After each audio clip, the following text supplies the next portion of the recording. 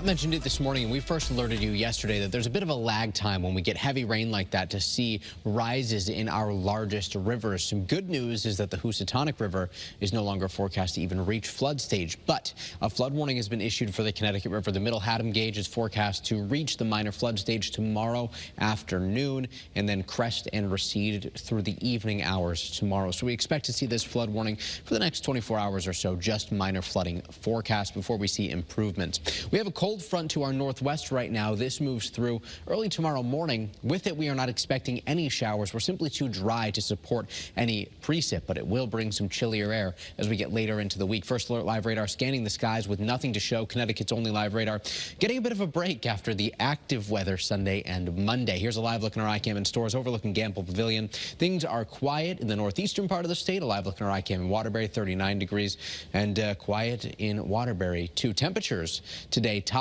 out between about 40 and 45 degrees, but across the Litchfield Hills, the highest elevations of the state, highs were only in the upper 30s. For the remainder of the evening, we expect temperatures to continue falling, still between about 35 and 40 degrees through 7, even 10 o'clock tonight, with temperatures falling thereafter, bottoming out tonight in the 20s to near 30 inland, some lower 30s possible along the 91 corridor, and along the shoreline we're expecting low to mid 30s. We begin the day tomorrow in the 30s at the shore, climbing up into the 40s, mostly sunny skies. Look at this, only one little cloud passing through as the front wakes its way through the state, with temperatures dropping back a bit more quickly tomorrow evening behind that front. First Alert Futurecast does show that we keep the northwest wind around on Thursday, reinforcing the colder air, but by Friday, high pressure will actually help to develop a more southwest wind, and temperatures are expected to climb as we approach the end of the week. So for right now, it's dry. It gets even drier tomorrow. You'll be reaching for the lotion and the chapstick as we approach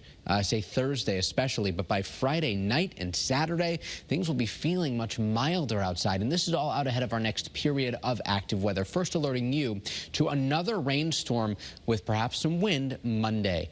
We expect to see models converge on a bit of a better track right now. Some are a little more inland, some a little bit closer to the shoreline, but either way, this does look like a rainstorm. Tonight, 25 to 30 inland, low to mid 30s along the shoreline. On the First Alert 7-day forecast, temperatures trending downward briefly, colder on Thursday. We start Thursday morning off in the lower 20s, only making it to the mid-30s inland, upper 30s along the shoreline. By Friday, though, upper 40s to near 50 degrees. Saturday, we start to see a slight increase in cloud cover, still partly to mostly sunny, highs in the 40s. By Sunday, upper 40s, low 50s.